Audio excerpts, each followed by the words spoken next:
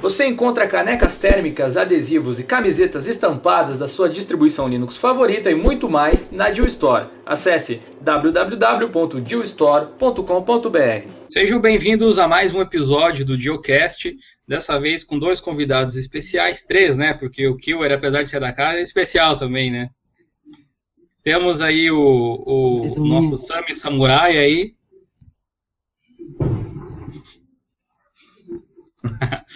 O Cadunico também.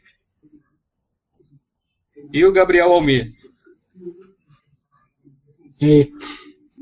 Bom, hoje a gente vai fazer um episódio especial para falar sobre o design no mundo open source, no mundo Linux. Vamos falar de GIMP, vamos falar de Inkscape, vamos falar sobre edição de vídeo, sobre animação. Vai ser um episódio especial para a gente tirar um pouco das dúvidas de vocês. Vocês mandaram perguntas para a gente, para esse episódio especial, e eu tenho aqui dois especialistas no assunto para falar sobre isso. Então, antes de mais nada, eu gostaria de apresentar aí os convidados um pouco mais detalhadamente, para o pessoal saber com o que vocês trabalham, qual é o histórico de vocês aí com o Linux e com as ferramentas open source. A gente pode começar pelo Sami, que chegou primeiro, né, o primeiro da fila. Sami, com o que você vem trabalhando nos últimos tempos aí? Quais são os programas que você lida no dia a dia?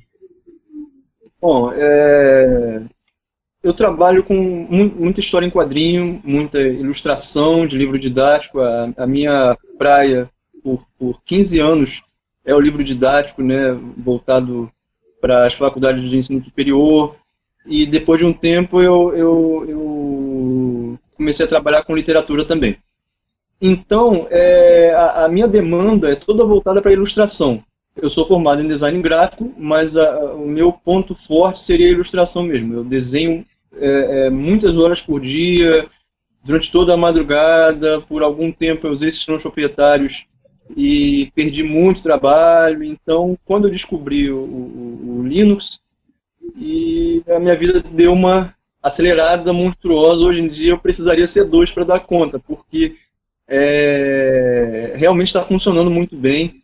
Eu uso muito GIMP, uso Inkscape, uso MyPaint e uso Blender, né? E em alguns casos eu uso Krita e os Scribus também, quando eu preciso fechar algum trabalho em PDF para gráfica. Mas como eu disse, a grande maioria do meu trabalho é ilustração, então eu desenho muito, né? Eu uso uma caneta ótica para fazer o desenho direto na tela, e o GIMP me atende perfeitamente. Não preciso usar mais nenhum sistema proprietário há uns 8 a 7 anos. Ainda não cheguei a uma década com os meus amigos aqui, não, mas assim, já faz um bom tempo que eu não sei o que é um sistema proprietário. Muito bacana.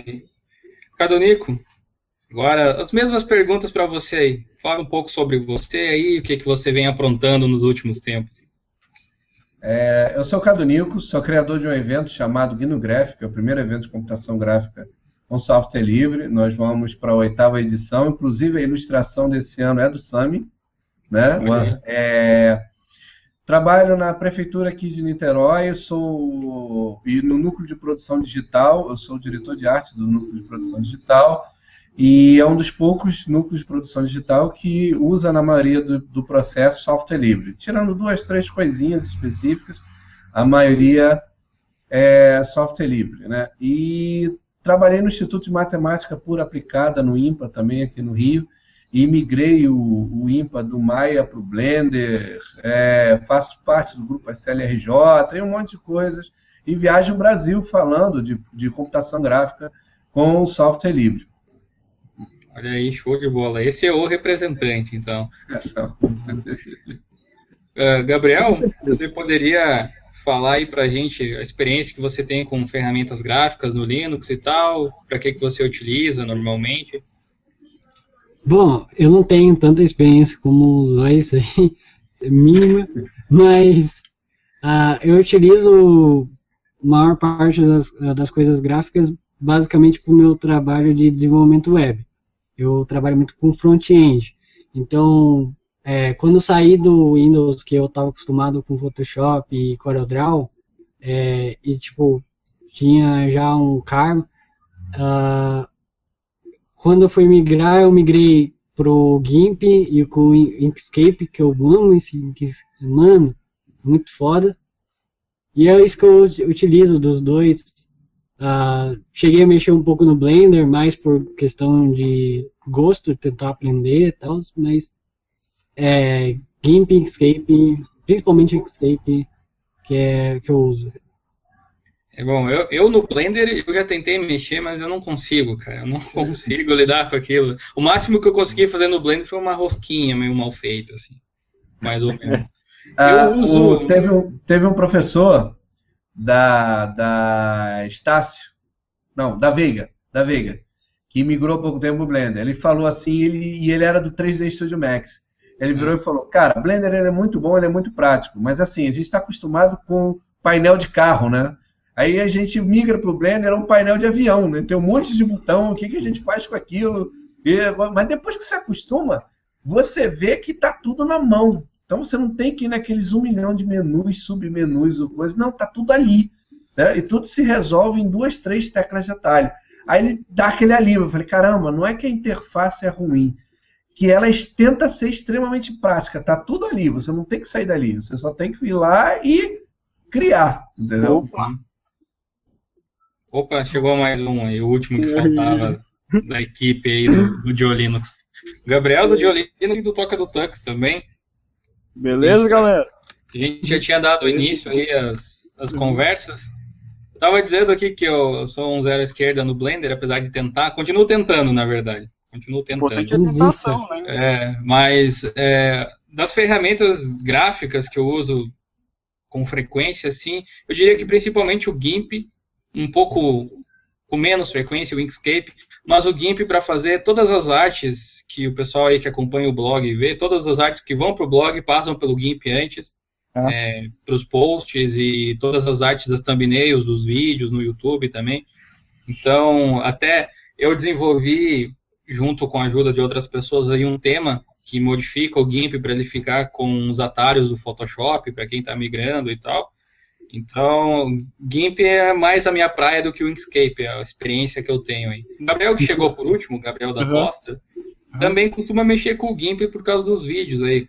Conta um pouco da sua experiência com os programas gráficos no Linux também. Putz, você sabe que minha história é um desastre, né? Porque eu não sou a melhor pessoa para interface gráfica que existe, mas... Por fim... É que tu edita por terminal, né, velho? Lógico, você acha que não? Você tá do da força. Letra branca, o cara é sinistro. O que passa na minha cabeça, velho? Que por mais que eu tente aprender, tipo, eu instalei o Cinnamon aqui pra tentar aprender ele, eu desisti, eu voltei pro Mage, falei, não dá certo isso não. Tipo, tá quase lá, cara, eu não consigo aprender, velho. Mas... Eu falo que as coisas fáceis é difícil pra você, as coisas difíceis é fácil pra você. Então, é que eu acho invertido, cara. Tipo, eu acho as coisas. Vocês aprendem as coisas difíceis e eu fico com as coisas fáceis. Mas, por fim, eu comecei mais por causa do canal, né? Tudo bem, GIMP eu já mexia. Porque GIMP eu já achava mais fácil, né? De Photoshop pra GIMP eu já achava, dava pra você fazer uma associação. E isso já vem de anos, tipo, eu tava num cliente, indiquei GIMP e assim vai. Mas, por exemplo, eu utilizo o KDE Live. E mais por influência sua, Jonathan, porque até então nunca tinha mexido em nenhuma ferramenta de edição de vídeo. Culpa tua. Tudo culpa do Jonathan. Audacity também é culpa do Jonathan. E deixa eu ver o que mais. Bom, são essas basicamente, né, que eu utilizo para mexer no meu canal com uma ferramenta multimídia. Ferramenta multimídia. KDE Live, GIMP, Audacity e acho que só. Beleza. A gente separou umas perguntas aí, alguns tópicos para se debater. Muitas das perguntas foram vocês, os inscritos aí do canal e os leitores do blog que fizeram. Acho que vamos começar com a pergunta cabalística de uma vez, que aí já encerra o assunto, né? Aquela assim, pena que o Elias não está aqui, mas uma hora ele vai aparecer também para a gente fazer um podcast aí, que é aquela máxima aí. É possível viver sem Photoshop? Tinha que ser ele essa aí. Eu não me meto a responder isso. Tinha que ser ele, não é, Cadu? Com certeza. Cara, é possível. Eu vivo sem Photoshop há mais de 10 anos. Então, Legal. eu não sinto a menor falta. É possível, sim. É só entender de manipulação de imagem, não de GIMP, ou Photoshop, ou Firework, ou qualquer outro. É entender de manipulação de imagem, é entender o que é uma camada, o que é um efeito de camada, o que é uma máscara, o que são filtros para borrar, filtro para retocar, e assim por diante, não importa a ferramenta. O conceito ele é aplicado em qualquer ferramenta. Eu falei GIMP, Photoshop e outros, é martelo. Se você não sabe martelar, você erra o prego, fura a parede, fura o cano e molha a cara. Entendeu? Se você sabe martelar, você não precisa nem do cabo, é só pegar a cabeça do martelo e bater no prego e vai pregar, entendeu? Então fica esse negócio, ai, Photoshop, eu não vivo sem Photoshop. Então você não sabe manipular a imagem, porque todos os outros softwares de manipulação de imagem, a mecânica é a mesma, a técnica é a mesma. Então, até o layout fica parecido, né? Aqui. Só isso. O resultado final é a mesma coisa. É a mesma coisa. Tivemos uma discussão muito séria no Facebook, coisa de 2 anos atrás, e o Cadu também entrou no meio da discussão. Aí quando ele entrou, o nosso outro colega lá bateu um pouco a bola. Porque a discussão era o seguinte, existe uma superioridade. A Adobe é um programa definitivo. Todos os programas que rodam, que são da Adobe, são definitivos. Então, eles são muito profissionais. Aí eu pensei, não, peraí. Aí eu entrei nessa discussão. Se eu não me engano, o meu irmão, que por consequência dele, eu entrei nessa história de Linux, né, ele que chamou o Cadu. Eu não lembro agora, mas a discussão era o seguinte, o que é profissional e o que não é? Né? Então, eu sempre trabalhei com Photoshop, assim, desde quando eu entrei nessa área. Quando eu deixei de ser cozinheiro e virei designer, aí quase lá. Aí depois que eu deixei de ser cozinheiro, que eu virei designer, aí eu entrei pelo Photoshop. Então, para mim só existiu aquilo no planeta, né? O meu irmão que ficou me enchendo a cabeça, não, tem que usar, tem que mudar, porque meu Photoshop era pirata. Né? Então, eu perdia muitas noites trabalhando no Windows e a coisa desandava e eu perdia e não funcionava, perdi trabalho e tudo mais. Então, a discussão era o que era profissional. Eu conseguia fazer a mesma coisa que eu fazia no Photoshop no GIMP. Como o Cadu explicou aí, é pegar um martelo e bater na cabeça do prego, não é bater na ponta, não é furar o cano. Você sabe trabalhar com GIMP, você sabe trabalhar com Photoshop e vice-versa. Então a discussão era essa, não, só dá para fazer isso no Photoshop. Não, eu sou contra. Não, claro que não. Então a gente chamou o Cadu para tentar ou desapartar ou apagar a fogueira com gasolina. Porque o negócio pegou fogo de um jeito e o rapaz parou até de falar um pouco com a gente. Ele deu uma afastada. Porque na cabeça dele era essa. Não é profissional, o GIMP não é profissional, ele é um tapa-buraco, ele é uma tentativa de ser o Photoshop, é uma tentativa. Eu posso dar uma palavra depois disso? Sim, claro. Não, mas pode terminar seu assunto, vai lá, não interrompo mais. O assunto era esse, ele praticamente ficou concluído no ar, né? O cara acha que o profissional é o que é Adobe, é o que era Macromedia, naquela época era Macromedia, ainda existia, era Adobe, a Macromedia, a Autodesk eu uso, mas puxa, não é necessário. Se houvesse um GIMP que eu pudesse usar no tablet, eu não usaria o Sketchbook, né?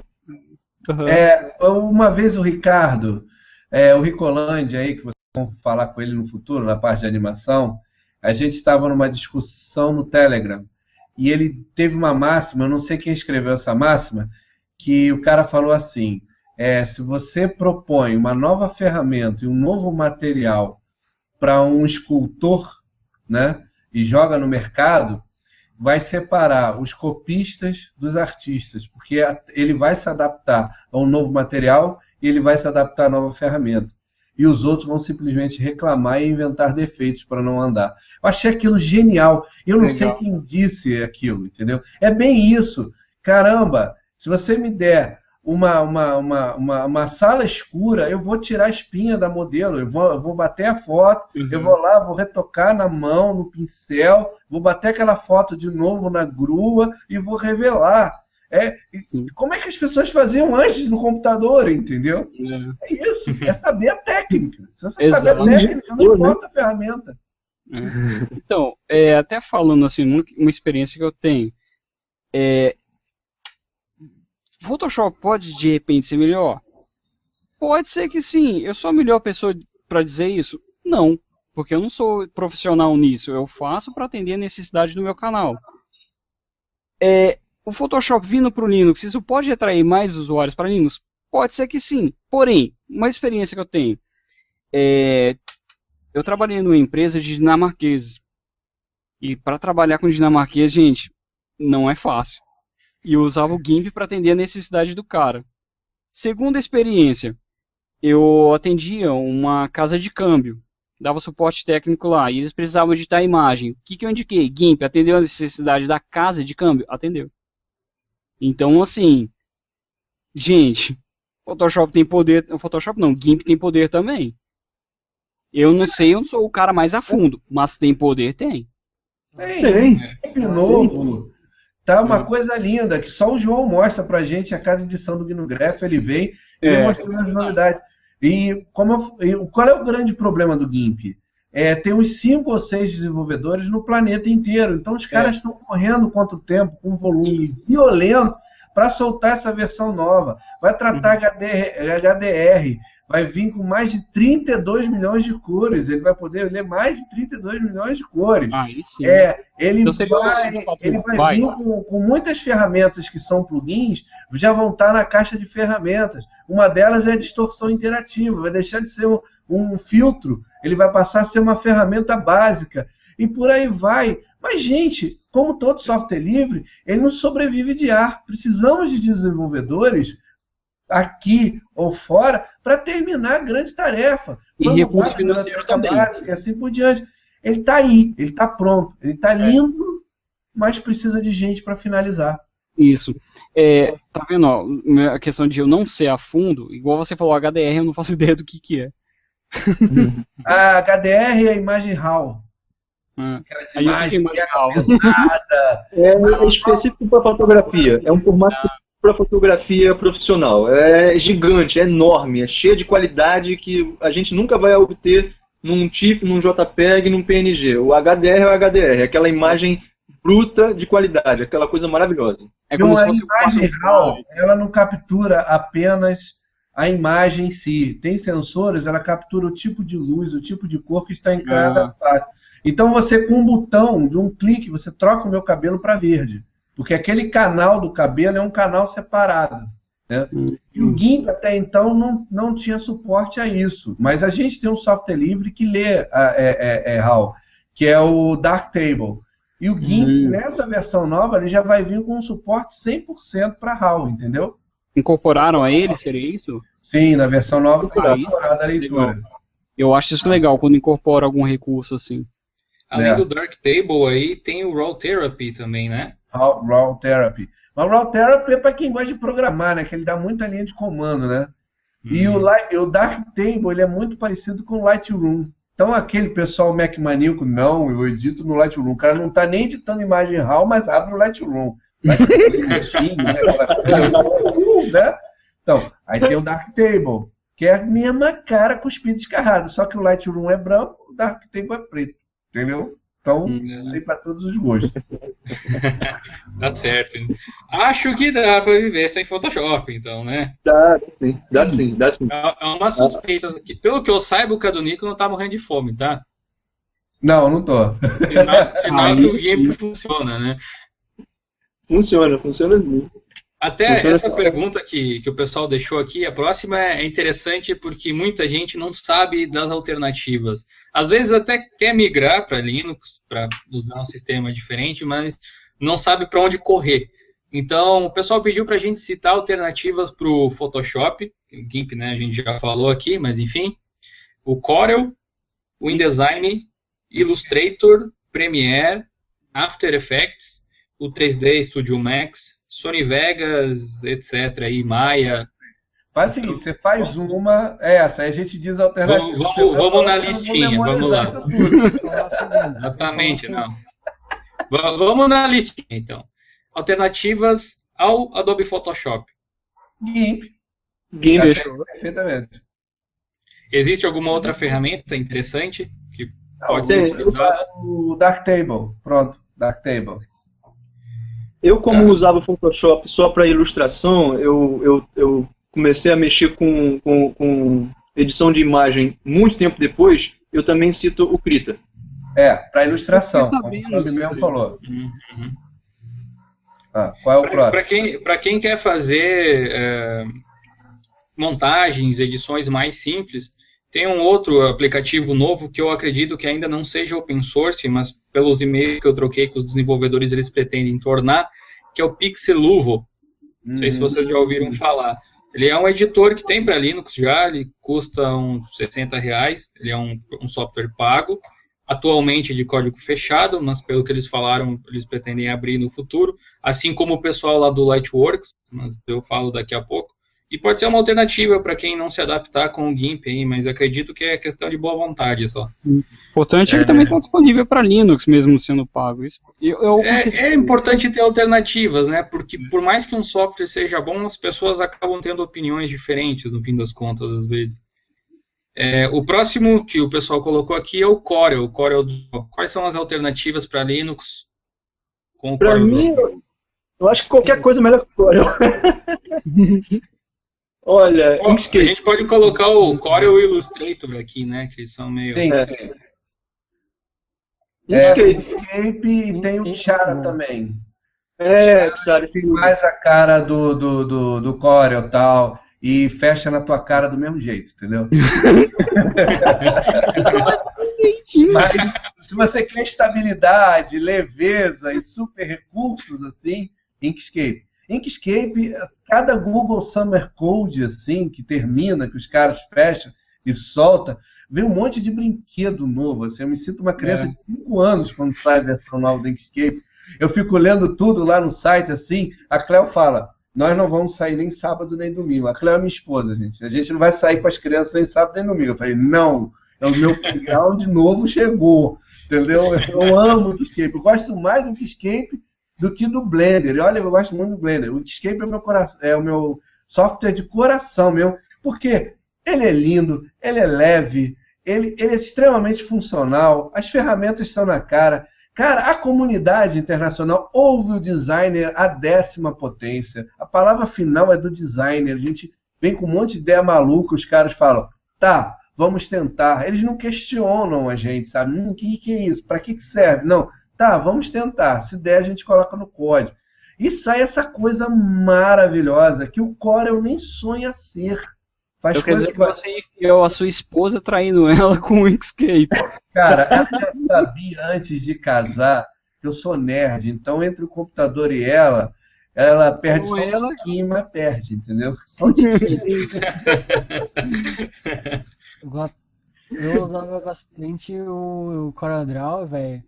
E, inclusive, às vezes acontece o seguinte, o Jonathan me ensina GIMP e eu ensino Inkscape pra ele, porque eu não perco feio no GIMP.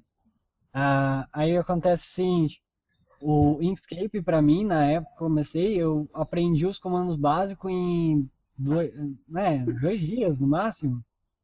Era muito certinho, tipo, você não tinha como se perder, velho. E você sempre aprende coisa nova dele.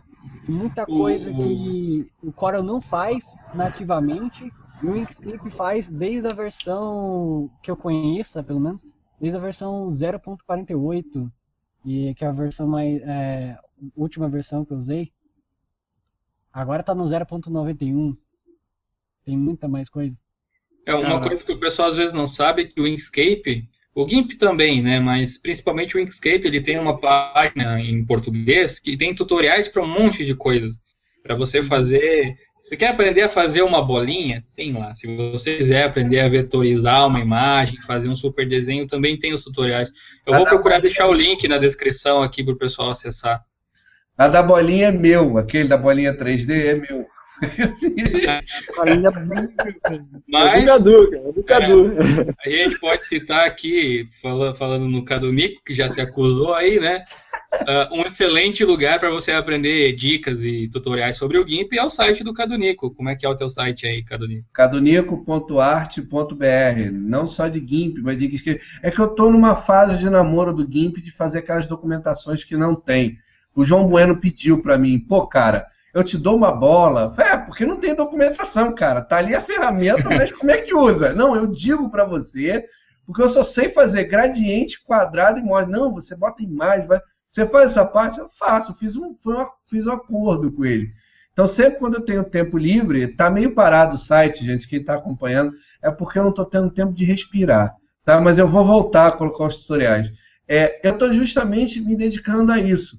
Fazer com técnicas que quase não aparecem e coisas que não estão documentadas. Fazer tipo um caminho das coisas avançadas mesmo de GIMP, que a comunidade não teve tempo ainda de documentar. Então quer dizer que a sua esposa, na verdade, é sua amante. Ah, decifrei. Você namora com o GIMP, caso de amor com o Escape, e sua esposa é sua amante. Ah, tô sabendo. Olha, gente, ela tá aqui no quarto, ela tá ouvindo o que eu tô falando. Ela vai vir pra cá, eu me responsabilizo. Então, homem corajoso ainda, né? Brincadeira, gente. Eu não aguento. Até o irmão do cara vai aparecer lá pra poder vir me zoar também, mano. Deve existir um relacionamento secreto com o Blender também. Alguma coisa me diz. Bom, próximo da lista aqui é o Adobe Illustrator, mas então vale aí a mesma coisa para o Corel, né? O outro é o InDesign, Adobe InDesign. É Scribus, sem tirar nem pôr. É o Scribus, para mim é o Scribus. Apesar de que eu me preocupo muito com o resultado final. Então, às vezes eu uso vários softwares para chegar ao resultado que eu quero. E nem sempre o Scribus faz tudo. Assim como nem sempre o GIMP me atende quando eu tenho que entregar uma imagem em formato CMYK. Por enquanto. Eu acredito que isso venha a vir nessa próxima versão dele. Mas eu uso o GIMP e Krita para fazer esse trabalho. Eu uso o GIMP e MyPaint para fazer um outro trabalho. Então, no caso do InDesign, eu usaria sempre Inkscape e Scribus. Sempre eles dois, para poder fazer o trabalho total. Né? Então, eu diria que para o InDesign eu uso Scribus. Falando em CMYK aí que você falou, eu acho que é uma dúvida que algumas pessoas devem ter. Porque a maior parte das vezes que você comenta sobre o GIMP em grupos de Photoshop ou de edição, assim, quem gosta e defende o Photoshop normalmente vai direto nessa tecla do CMYK, aí, que é o CMYK, que não tem, que não sei o que tem um plugin lá que você coloca, mas não funciona direito, ele separa as cores no final só. Enfim, qual é o processo de trabalho que vocês fazem para poder trabalhar com o CMYK aí no GIMP? Olha, o que acontece aqui é o seguinte, existe essa dúvida porque é aquilo que o cara do Nico falou. A pessoa, como é que ela vai trabalhar sem computador, né? Então é meio complicado. Como é que se vive sem o Photoshop? Como é que se vive sem o CMYK? A resposta é sempre aquela assim, puxa, a pessoa não estudou, né? Não é possível. Porque o CMYK é a cor impressa, é a cor de pigmento, é uma cor que você não tem como colocar lá na tela. O que a gente tem, o que o Photoshop mostra, o que esses outros programas proprietários mostram, de ter uma tabela CMYK ali para você se guiar, nada mais é do que uma ilusão para que você tenha só um ponto uma orientação. Exatamente, é só uma simulação, exatamente. Porque não tem como você ter certeza de que aquela luz da tela é um CMYK perfeito. Você calibra o seu monitor e na gráfica, você quando for entregar, o monitor do cara está calibrado de outro jeito, entendeu? E o que você está enxergando? Você está enxergando o CMYK? Não, o Photoshop te mostra o CMYK na tela. Para começar, isso é fisicamente impossível. Vai contra a lei da física, porque o CMYK ela é uma cor de pigmento, ela é uma cor impressa. Você vê ela por incidência da luz naquela superfície. E o RGB é a cor luz, é aquela cor que a luz joga para você no espectro. Então, a soma de todas as cores do RGB, ela vai dar branco. A soma de todas as cores do CMYK vai dar preto. É um caminho completamente inverso de estudo. Então, o que acontece? O que a gente pode ter de CMYK é quando a gente já tem a impressão na mão. Ali você tem um CMYK perfeito, você tem os números que você pode seguir, 0, 30, 100, 0. Então você sabe que aquilo ali vai ser uma cor.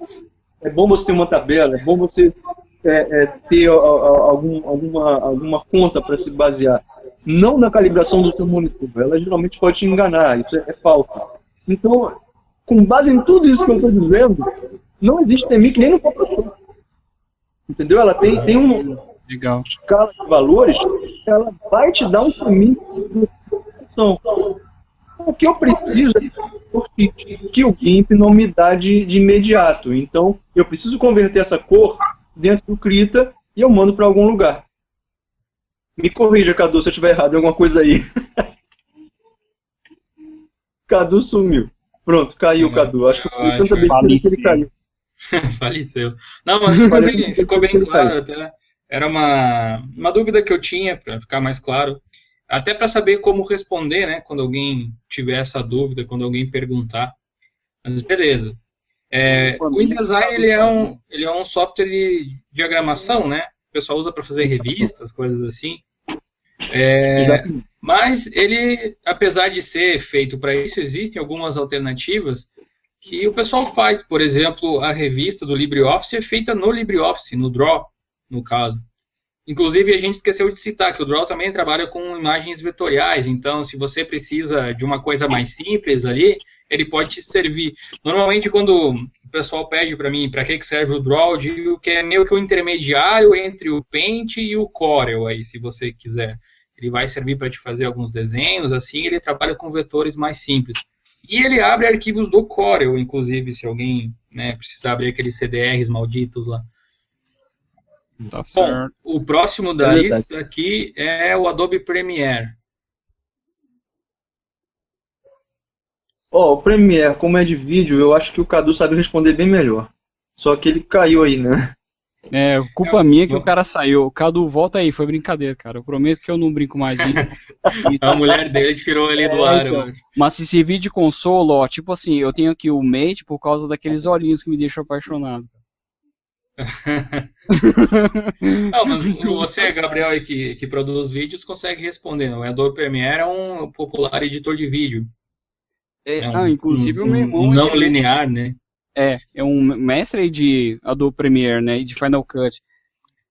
E, cara, se torna difícil, porque assim, de qualquer jeito é uma ferramenta poderosa pra caramba, mas o Lightwork acho que supre bem, que inclusive me apresentou o Lightwork foi o Jonathan. O KDE Live também foi o Jonathan, na verdade é tudo culpa do Jonathan. Então tudo que eu sei sobre KDE Live não é o Cure. Geralmente.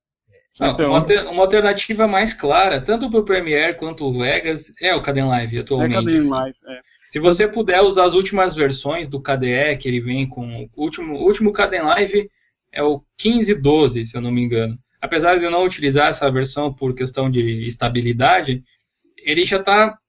Ele retomou o desenvolvimento, está cada vez mais completo, e você pode usar tranquilamente. Sim, o Lightworks é uma ferramenta excepcional, assim. Eu tive o privilégio de entrevistar a empresa que desenvolve o Lightworks.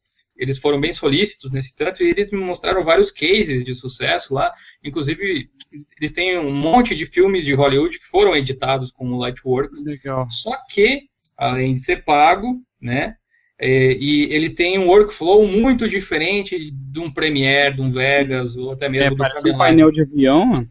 A maneira de se editar é bem diferente, né?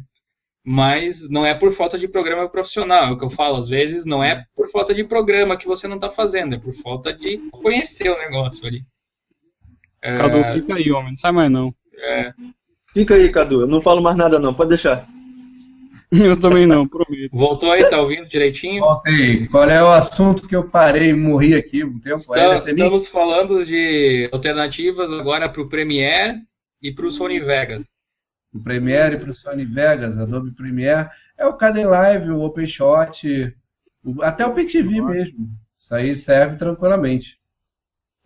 Dependendo do que você for fazer, OpenShot e PTV, por exemplo, eles estão mais para uma alternativa ao iMovie, eu acho, e ao Windows Movie Maker, assim, uma coisa mais simples, apesar de que eles são melhores, até tem mais recursos. Tem um outro que eu não falei também, que é o Cineleira, que é um outro que é antigo, o problema é que o também Cineleira, pode ser para edição, né? sim, o Cineleira, ele é muito avançado. Ele é extremamente avançado, sim. Você faz tudo com ele. Tudo. É Então, tudo tranquilo. O problema é aquela bendita interface dele que ninguém merece, né?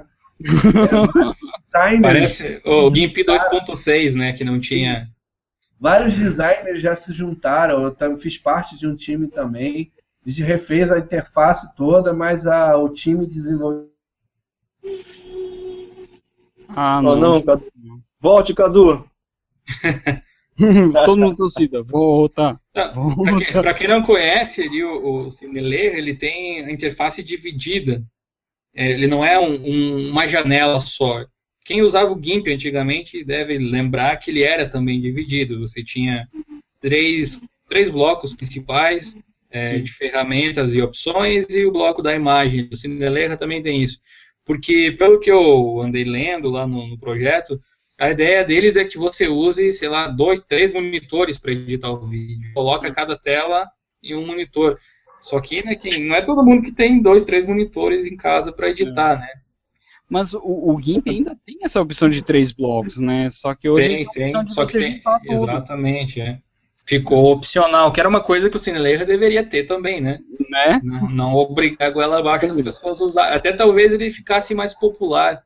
Porque antigamente ele tinha uma cara meio amadora, assim, você usava os ícones dele, parecia que o cara tinha desenhado, eu acho que tinha desenhado o ícone, parecia feito a lápis, assim.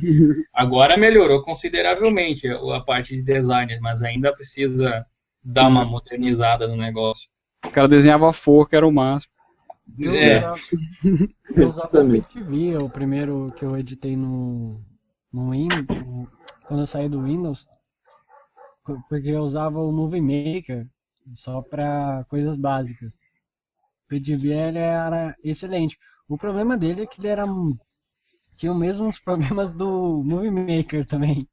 Ele era lento para renderizar, comparado, se você for comparar o Kdenlive da vida. Mas ele é bem simples também. Eu vou te dizer, o maior problema de você usar um editor desse tipo ali, tirando o Lightworks, que é voltado para a indústria, às vezes o fator aprendizado. Você acha na internet pilhas de tutoriais de Premiere, de Sony Vegas, até de Movie Maker, de iMovie, de Final Cut, etc. Mas é mais difícil você encontrar tutoriais explicados, passo a passo, sobre como utilizar essas ferramentas. O próprio Blender pode ser utilizado para editar vídeo também, né? Inclusive, para quem não conhece, é um canal parceiro do Diolinux ali, o canal do Rafael Guarapa, lá, TV Guarapa, ele fez já várias videoaulas sobre Kdenlive, edição com Blender, modelagem e tal. Quem não conhece, vale a pena conferir, é só dar uma olhada nos favoritos aqui do canal, do ladinho vocês encontram ali. Cadê o Nico? Conseguiu voltar aí? O Blender é tão popular que eu acho que é um dos programas que é utilizado até no Windows. Eu acho que é o mais popular da lista que a gente tem. Na verdade, Hollywood, inclusive, eles chegaram a financiar, pelo que eu lembro que o Morimoto contou a história. Não necessariamente Hollywood, mas um grupo de empresas ou pessoas financiaram para que ele não viesse a morrer, porque eles dependiam muito dele. Que inclusive, assim, Blender é usado, por exemplo, a cena do Homem-Aranha pulando prédio, aquilo lá foi feito em Blender. Eles usam Maya também. Só que, assim, a maior parte dos recursos é feito em Blender e algumas coisas feito em Maya. Pelo que eu me lembro, não sei se é essa a história real, mas foi o que o Morimoto contou. O Sam ele falou que usa o Blender, né? Qual que é a utilização que você faz dele? Olha, eu uso o Blender para modelar quando eu vou fazer alguma coisa para algum comercial, vídeo. Eu trabalhava numa empresa de biotecnologia e eu precisava fazer algumas chamadinhas rápidas, uma vinhetinha. Então, eu geralmente fazia vídeos, né, partindo do Blender. Eu fazia os cenários, fazia uma mesa, fazia os equipamentos e dali eu fazia alguns comerciais, umas propagandinhas curtinhas para colocar no YouTube mesmo do canal da empresa. Mas o meu uso no Blender hoje geralmente para fazer cenários, para posicionar algumas coisas dentro das cenas de histórias em quadrinhos que eu eventualmente produzo. Então, o Blender muito para isso. E quando eu também trabalho com papercraft, geralmente eu monto meus modelos de papercraft primeiro no Blender, para depois planificar e transformar numa estrutura que eu possa montar. Né? Então, eles partem também no Blender. O Blender aqui é muito multiuso, eu não faço dele aquele uso normal que geralmente a pessoa pega, modelar, animar, não. Eu uso o Blender para modelar uma cena estática. Eu uso o Blender para fazer um protótipo de alguma coisa que eu possa montar, que seja material para mostrar a algum cliente. Então, eu uso muito o Blender para isso também, até muito mais do que se fosse para animar, né? Uhum. Aliás, até acrescentando uma coisa interessante que você falou, Blender ele é tão poderoso que se você for no site do Sintel, que é aquele do projeto Durian, foi todo feito em ferramenta de software livre e tal, né? Inclusive o Blender é o maior destaque. Ele tem o jogo Sintel, que você precisa do Blender para poder rodar o jogo. Nossa! Você vê o nível de poder que o Blender é, cara. Não sabia. Eu conheci o potencial do Blender com o Cadu Nico. Ele me mostrou que tinha um motor para fazer jogos, me mostrou que tinha um motor para editar vídeos e tudo mais. Eu achava que o Blender era o meu 3D Max dentro do Linux. E não, né? Ele faz coisas que a gente não imagina. Que eu sou incapaz né, de descobrir o que ele é capaz de fazer. Ele faz muita coisa mesmo. Ele pode ser usado para efeitos especiais também? Olha, eu vi gente trabalhando, fazendo alguns efeitos especiais nele, sim. Mas eu vi efeito... Perdão. Pode falar, que eu não vi todos. Eu vi uma coisinha à toa, vi um sabre de luz, vi uma distorção de cena, mas eu acho que tem muito mais coisa, né? Que ele é capaz de fazer. Nossa, de ter um vídeo. Desculpa aí. Mas por fim, eu vi efeito de iluminação, por exemplo, o sol, o fogo. Cara, e fogo não é uma coisa que qualquer um faz. Quem assistiu, por exemplo, aquele Como Treinar Seu Dragão, o fogo daquele desenho não é fogo animado, eles filmaram o fogo mesmo. Chama para poder colocar dentro do desenho. Então você vê que fogo não é uma coisa fácil, e você vê desenhos feito em Blender, que a chama foi feita dentro do Blender, tá quase parecido com o real. Nossa, isso eu não vi. É uma coisa assustadora, né, do que ele é capaz de fazer, né? Exato. O efeito de iluminação dele é incrível, sabe? Aí você para e pensa assim, qual que é a finalidade do Blender? Então você acaba perdendo noção do que ele é. Ele é um canivete suíço, né? Tinha um monte de coisa. Eu pedi dos efeitos especiais por conta do próximo programa que o pessoal pediu aqui, que é o After Effects. Sugestões de alternativas ao After Effects para Linux que vocês conheçam. Olha, eu usei pouco o Kdenlive para fazer alguns efeitos dentro dos vídeos que eu fazia nessa empresa. Mas o que o After Effects é capaz de fazer, como eu não sou da área de vídeo, sabe de alguma coisa, Cadu Nico? Cadu Nico caiu de novo. Eu não sei se ele tá mexendo ali. O Kdenlive você consegue fazer alguns efeitinhos mais básicos, assim. É que nem o Premiere. O Premiere não é feito para você fazer efeito especial. Dá para fazer algumas coisas ali, mas não é o ideal. É tipo aquela coisa, né? O pessoal diz que para fazer vinheta, por exemplo, você faz no After ao invés de fazer no Premiere ou no Vegas, alguma coisa assim. Para Linux não tem um programa que compita exatamente com o mesmo padrão do After Effects, a meu ver. Tem melhores, mas no mesmo padrão não, porque ele é aquela interface com timeline ali, e ele lembra o próprio Premiere, então fica uma coisa um pouco mais intuitiva, assim, que ele funciona tanto para quem é avançado quanto para quem é leigo, para quem é leigo. E infelizmente a gente não tem nesse segmento, mas a gente tem acima, que é uma alternativa ao Nuke Foundry lá, que é o Natron, que é um programa. O próprio Blender pode ser utilizado para algumas coisas, como a gente falou, mas o Natron ele é um editor com Node, sabe? Você consegue ligar os nodes para fazer as animações e tudo mais. E quem é profissional da área de efeito especial costuma usar esse tipo de programa. O Fusion, por exemplo, são editores para filmes profissionais. Eu vou deixar na descrição aqui do vídeo matéria sobre esses programas. É uma pena que o Xander não pôde participar hoje, mas a gente ainda vai fazer um especial aí para falar sobre Natron, edição de vídeo e tal. Mas quem deseja fazer efeito especial é uma ferramenta para se utilizar. Ele é grátis, ele é open source, tá aí para você brincar. Conseguiu voltar aí, Cadunico?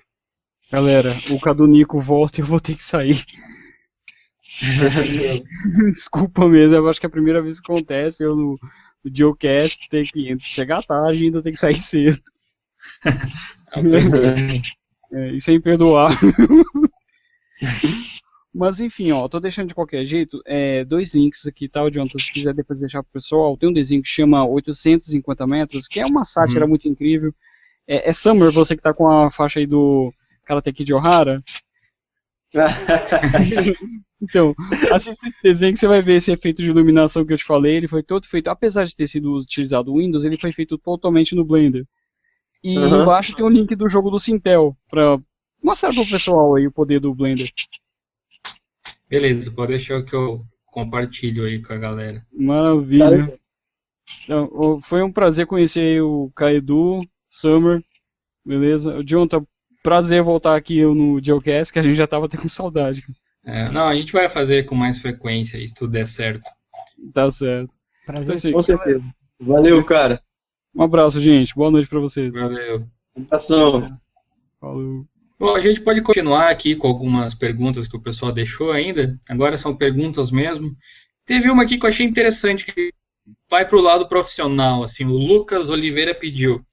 Eu gostaria de saber a questão salarial. Se o fato de você saber mexer numa ferramenta open source aumentaria a sua remuneração, mesmo que você utilize apenas as ferramentas tradicionais conhecidas. E como está o mercado de certificações para tais ferramentas? Ele disse que não sabe se é esse o nome, mas se há escolas que capacitem as pessoas a usar isso aí, como tem por aí cursos de, enfim, suíte da Adobe. Boa pergunta, Cadu. Se você não voltar, eu vou começar a chorar um pouco aqui. Não, a remuneração é a mesma. A remuneração é a mesma com ou sem software livre e o mercado de trabalho, assim, para ilustrar. Oh, não. Ah, não! Vou botar aquele meme do Luke Skywalker lá. Assim, não! Não, mas... Sobre o mercado, é o seguinte, eu precisei fazer algumas coisas que realmente são tristes, não são boas notícias. Eu não sei se o Cadu, por isso que eu estou colocando ele como base para esse assunto, porque eu sofri muito para trabalhar com Linux na minha área de trabalho. Sofri muito, até pelos meus empregadores, até pelas pessoas que tinham ligação com o meu trabalho. Então, eu tive chance porque uma vez eu consegui um chefe que apostou no meu talento, não na ferramenta que eu usava. Porque, infelizmente, existe um preconceito muito grande por parte de empregadores e tudo mais. Eu acho que a pessoa deveria ser bem remunerada, sim, muito mais bem remunerada, porque é uma pessoa que consegue lidar tanto com um programa quanto o outro, né? Mas no meu caso, eu tive um problema bastante sério, eu tive que mentir que eu trabalhava com um programa proprietário, mas dentro da minha sessão de trabalho eu usava Linux. Então descobriram que eu usava porque nunca entrou um vírus, nunca tinha problema, nunca invadiram o meu terminal e de repente, como é que aquele cara ali naquele canto faz aquelas coisas todas e não entra nenhum vírus no computador dele? Nunca o TI vai na direção dele, então isso denunciou. Um dia o TI perguntou, você está usando o Linux? Eu falei, sim. não tinha como esconder mais, né? O meu chefe ficou feliz e tudo mais.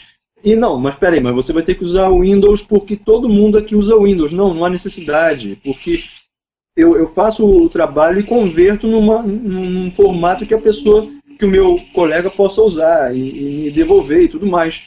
Mas, costumeiramente, se eu saísse daquele trabalho, que foi o que aconteceu, olha, eu trabalho com GIMP. Não, eu não quero você. Olha, eu trabalho com Inkscape. Não, eu não quero você. Mas se eu falasse, olha, eu trabalho com Photoshop, eu entrava, instalava o GIMP, trabalhava como se estivesse com Photoshop e continuava o trabalho, ninguém descobria. Então eu prossegui muitos anos assim no mercado de trabalho, mas essa é a parte triste, né? Que eu queria que o Cadu aparecesse para dizer para dizer se tem alguma certificação em computação gráfica. Eu desconheço, eu realmente desconheço. Uma certificação em computação gráfica de Linux, de software livre, eu realmente desconheço. A gente se une para um aprender com o outro, a gente transmite isso para quem quer saber, a gente dá cursos e palestras e workshops nos eventos, né? No próprio GNU Graphic, que é o evento do Cadu, eu ministro um curso disso, o Elias também, e a gente consegue crescer dessa forma, mas uma certificação mesmo eu não consegui ver ainda a partir de nenhuma dessas empresas, que nem a Canonical, eu ainda não vi. Até porque a maior parte das empresas que trabalham com Linux, elas não trabalham com design, né? Exatamente. Às vezes elas até são plataformas para trabalhar com design, que nem você falou no início lá, nem sei se a gente estava no ar, você disse que usava o Ubuntu para o GIMP, né? E, enfim, você vai encontrar certificações para o Ubuntu, mas não para o GIMP. De repente é uma coisa até de vocês estudarem, de vocês mesmos criarem, de repente, aí seria legal que tivesse, né? Com essa iniciativa do Cadu, eu acho que vai acabar sendo um ponto de partida para isso começar a existir. Eu acho que sim. O trabalho do Cadu está bem bonito. Eu tenho muita coisa para ensinar. Eu tenho um blog, eu tenho várias coisas aí. Eu tenho meu canal do YouTube, mas eu não tenho tempo. A demanda aqui é bem grande, então eu trabalho sem parar. Possivelmente o Cadu vai ser esse start nessa lacuna. A gente precisa que alguém ensine, né, que a gente consiga passar isso para as pessoas e consiga fazer com que as empresas enxerguem que o profissional é o que importa, não o programa que ele usa. A gente consegue se manter dessa forma, né? Entendeu? O que você acha, discutindo agora aqui o assunto, o que você acha que deveria acontecer para as empresas passarem a aceitar o profissional do design pelo conhecimento, pela habilidade dele e não pelo programa que ele usa? O que você acha que poderia ser feito para que isso melhorasse? Olha, essa não é uma pergunta difícil, mas eu acho bem difícil ter uma solução para isso simples, porque vai da cultura do design, né? As pessoas que estão fazendo uma faculdade agora, elas consomem aquilo que se faz com o que é a ferramenta padrão de design, assim como eu falei naquela hora sobre Adobe, né?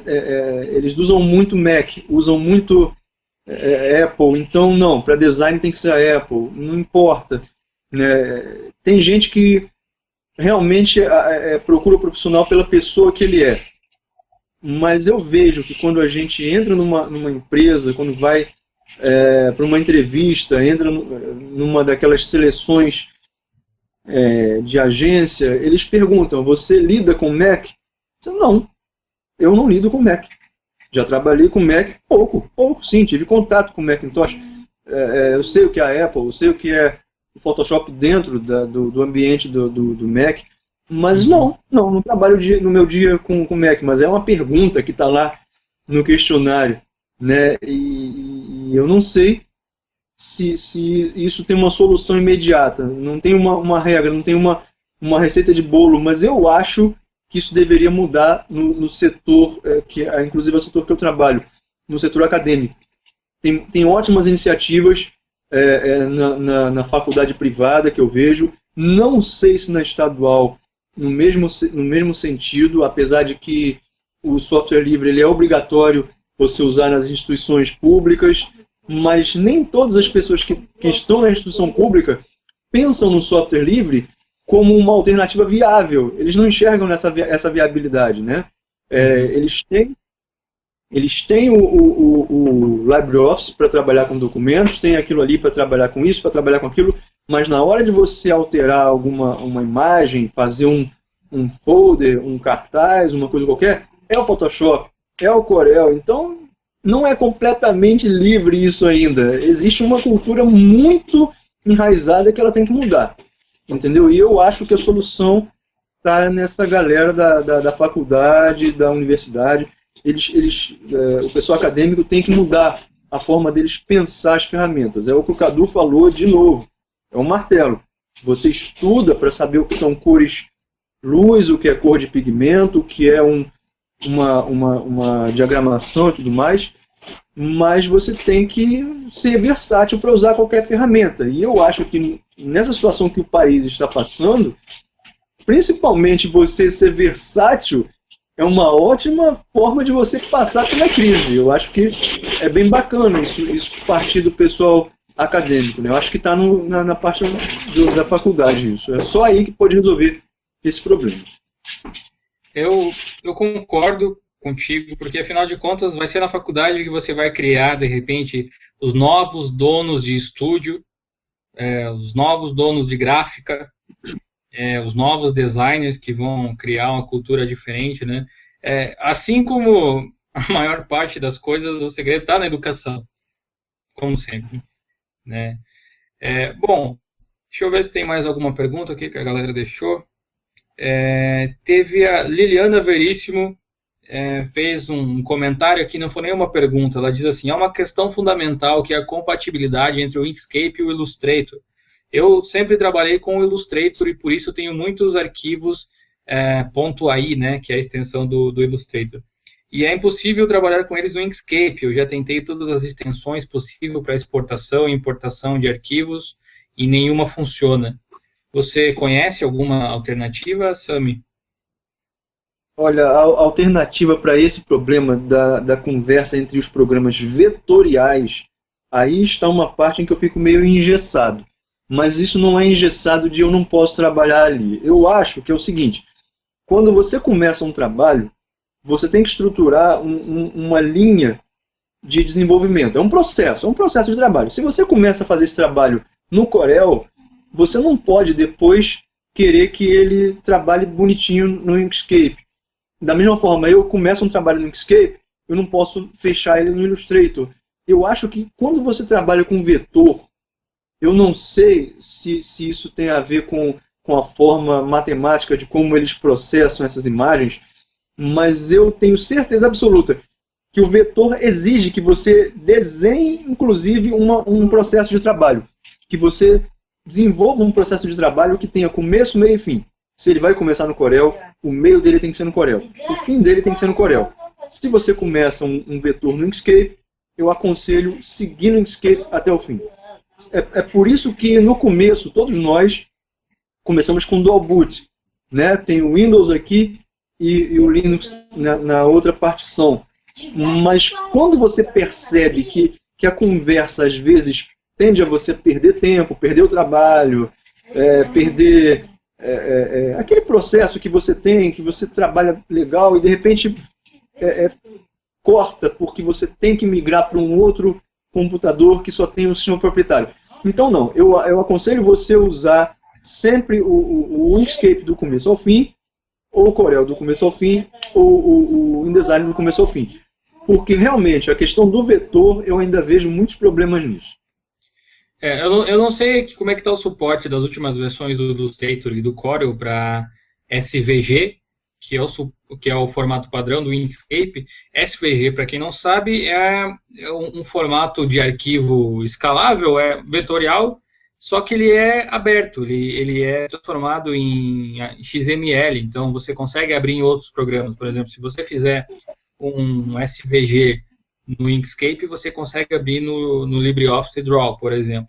Inclusive, eu já consegui abrir, se eu não me engano, no Corel X5, o SVG também, com algumas restrições de fato, né?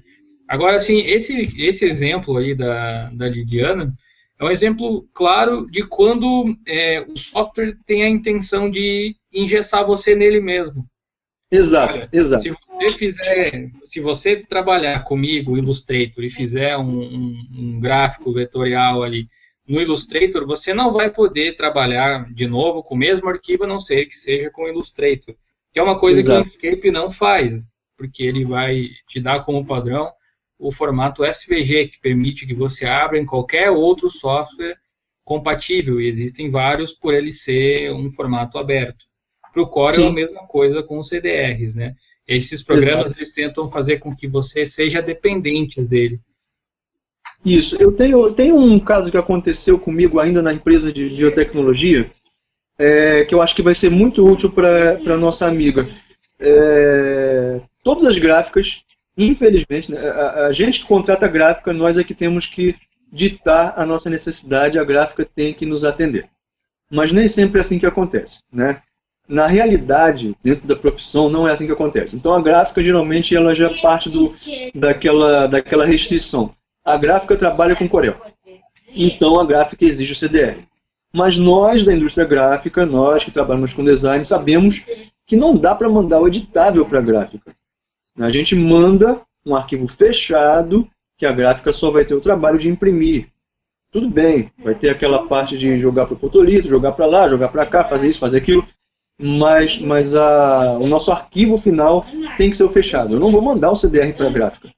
Mas alguém desenvolveu esse novo jeito de trabalhar em que você manda o arquivo aberto para a gráfica. É onde dá muitos problemas, dores de cabeça, e as pessoas às vezes entram em contato comigo para tentar resolver esse problema, e a minha resposta é sempre a mesma.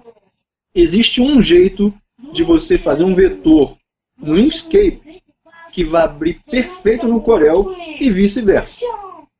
É você salvar em PDF. Quando você fecha o seu vetor PDF no Inkscape, você consegue abrir ele no Corel tranquilamente. Então, aí entrava de novo. Eu sou um dos maiores mentirosos da indústria gráfica, porque eu só consigo mandar um trabalho para algum lugar se eu mentir.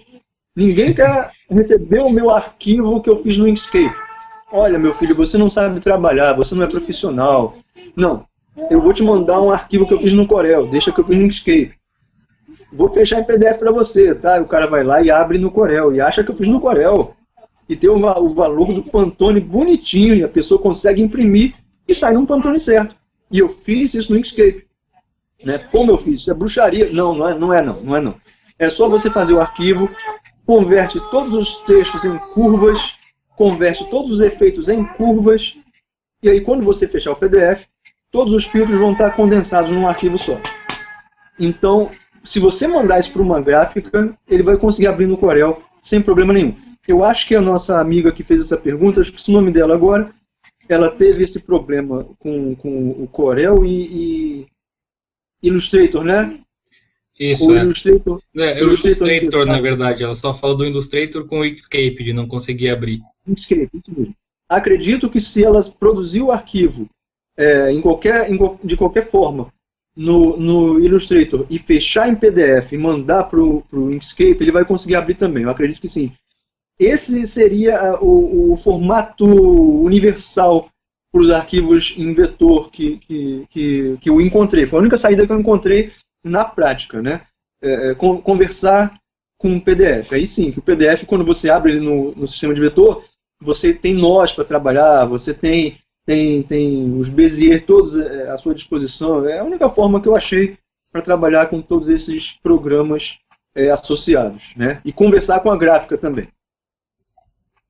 Beleza. Bom, Eu queria fazer uma pergunta mais ou menos nessa parte aí.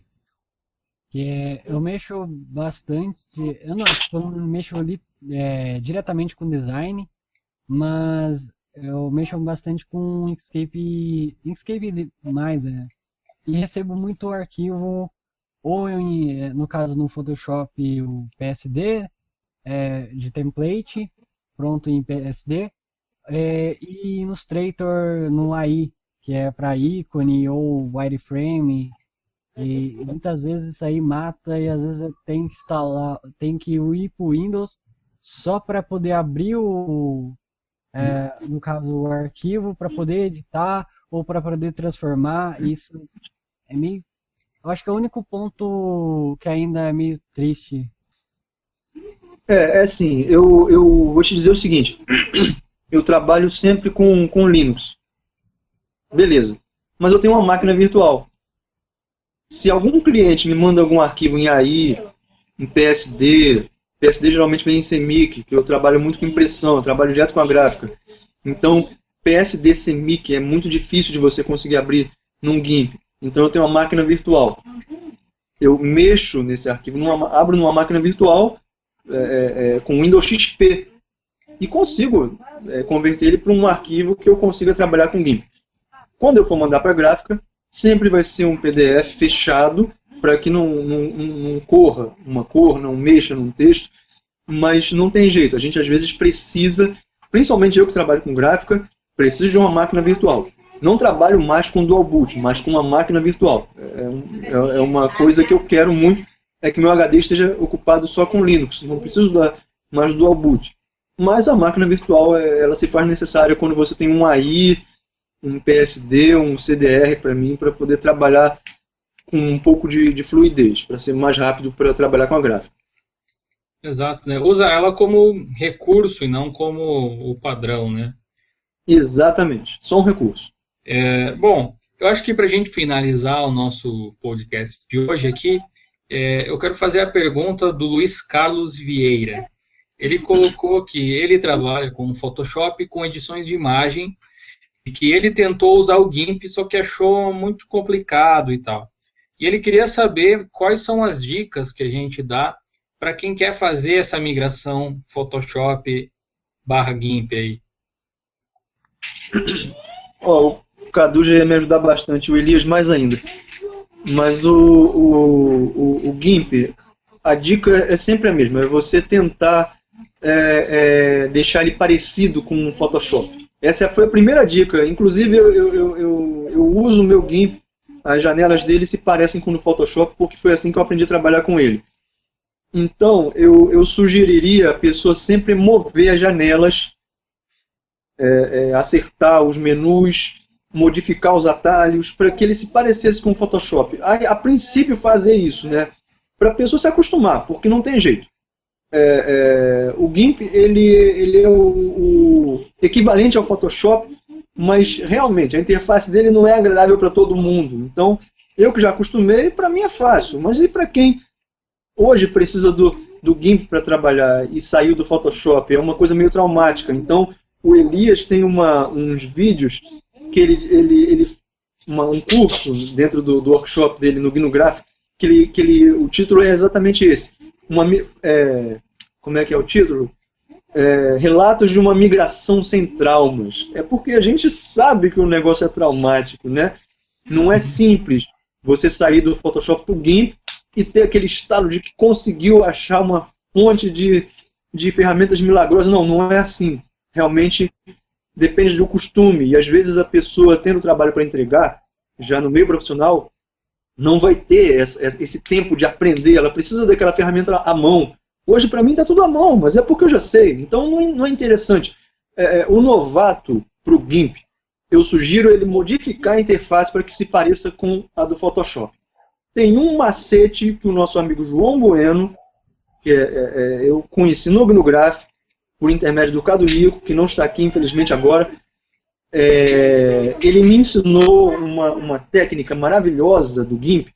Eu não sei se vai dar para explicar aqui rápido, mas na configuração das ferramentas, você tem como usar um recurso chamado atalhos dinâmicos. Eu não lembro agora onde está. E abrindo aqui a tela, eu não vou conseguir mostrar para vocês, está distante.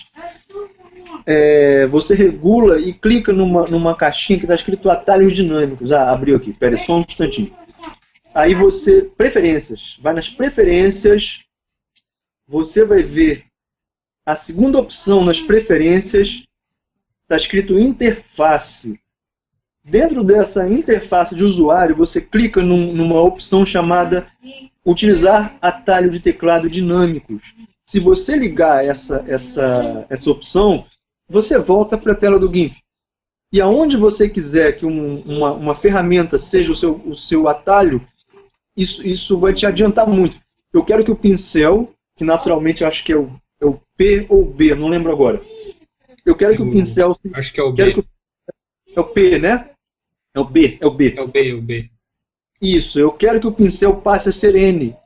Eu simplesmente desloco o cursor do pincel e aperto a tecla N. E o N passa a ser o pincel. Eu quero que o espaço seja o pincel. Eu desloco o cursor para cima do pincel e teclo o espaço. Então, você pode modificar a interface à torta e à direito. Você pode criar os seus atalhos da forma que você quiser, para que o seu trabalho ande mais rápido. Criar uma camada apertando o número 1. Fletar as camadas usando 2. Entendeu? Então, facilitar a interface o máximo possível, o GIMP permite isso.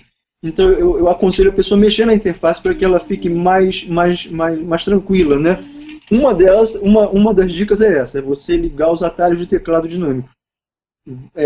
Acelera muito o processo de trabalho. Eu acho que começa assim, né? Bom, nesse caso aí, eu volto a apresentar para quem tiver interesse o nosso projeto que se chama PhotoGIMP, que é uma modificação do GIMP. Ele vai deixar o GIMP com o tema escurecido, tema preto, igual o Photoshop. Os ícones das ferramentas são iguais ao Photoshop. Os atalhos do GIMP também são iguais ao Photoshop. E a localização espacial das ferramentas, a posição das camadas, a posição das ferramentas mesmo ali na esquerda, vão estar da mesma forma. Então, uma coisa que eu sempre errava, porque eu nem comentei com vocês, mas eu dou aula de Photoshop numa empresa que eu trabalho aqui. Uma coisa que eu sempre errava, porque o GIMP era diferente, era, por exemplo, de selecionar alguma coisa. Lá no Photoshop você ia no Ctrl D. Hoje em dia eu não lembro qual que é o atalho do GIMP, é Shift, Ctrl D, eu acho que é alguma coisa assim. Shift Ctrl A. Ctrl A. Aí eu ia sempre no menu selecionar e desselecionava, só que é aquela coisa de clicar, né? Depois que eu fiz esse tema, mudando as configurações, você vê que até a sua produtividade aumenta, especialmente se você tem que trabalhar com Photoshop, que é o meu caso, dando aula, né? Apesar de que nessas aulas de design que eu dou, eu já apresento o GIMP também. Eu dou aula de design e não de Photoshop, sabe? Que às vezes o pessoal meio que confunde, aí a gente precisa trocar essa noção aí que a galera tem sobre esse assunto. Mas uma coisa que eu percebi quando eu estava migrando, porque eu utilizei Photoshop, só Photoshop, durante uns 2 anos. Até 2010, 2011, por aí. E de lá para cá eu venho utilizando o GIMP para praticamente tudo. Recentemente, até vocês devem ter visto aí os últimos vídeos no canal, eu ensinei a instalar o Photoshop no Ubuntu, porque funciona também se você precisa utilizar. Nativamente não, né? Pelo Wine, mas funciona. A questão era que, assim, foi o dia que eu percebi que o que eu estava fazendo no Photoshop com o GIMP era editar fotografia e não usar o programa. Porque aí, quando eu comecei a usar o GIMP, eu comecei a pensar assim, bom, eu preciso fazer isso na minha imagem. Qual é a ferramenta que faz isso? Sabe? Eu não ficava pensando, cadê a varinha mágica, sabe? Eu preciso selecionar, sei lá, uma parte da imagem ali, quais as opções que eu tenho. E o GIMP tem várias ferramentas e formas de você fazer uma mesma coisa, às vezes. Vale essa questão, às vezes, de você parar e pensar o que você precisa fazer e não sair catando os nomes do Photoshop, porque daí complica mesmo. Exato. O GIMP, de certa forma, ele faz isso com a gente, né? Ele força a gente a lembrar que a gente precisa da ferramenta, mas tem que partir da gente. A gente quer editar uma foto, né? Foi bem legal isso que você falou, bem legal mesmo. Mas eu aconselho. Eu não vi, mas esse seu projeto, eu aconselho. Quem quiser migrar do Photoshop para o GIMP, eu acho muito útil a pessoa modificar a interface. Esse seu projeto é muito bacana. Vou procurar saber e também vou divulgar. Eu vou passar para você aí até. Vou deixar aí na descrição para quem estiver interessado também. Bom, eu acho que com isso a gente encerra o nosso episódio de hoje. Deu para dar uma ilustrada mais ou menos no mundo de quem trabalha com o GIMP. E não só com o GIMP, mas com design, né, usando o Linux.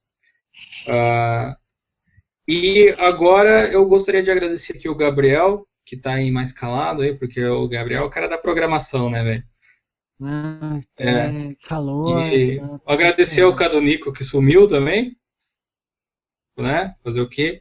E agradecer especialmente aí ao Sami, que foi o o ninja, literalmente, do episódio. Muito obrigado pela participação, Sam. O cara tá aqui, velho. Eu que agradeço, gente. Eu agradeço vocês aí pela oportunidade. Desculpa eu falar demais, aqui eu me empolgo. Artista é meio empolgado assim, a gente fala, mas vai rolar uns cortes aí bacanas para poder dar um certo dentro do vídeo. Fica tranquilo. Não, mas tudo bem. Então, muito obrigado, pessoal, para quem assistiu até o final aí. Não esqueçam de deixar nos comentários as suas opiniões sobre o assunto aí, se vocês conhecerem outras opções que a gente não falou, se vocês pensarem diferente da gente, também é sempre bom debater aí, um debate saudável, sempre útil. Então, até o próximo vídeo. Valeu, pessoal. Falou! Até mais, valeu! Tchau.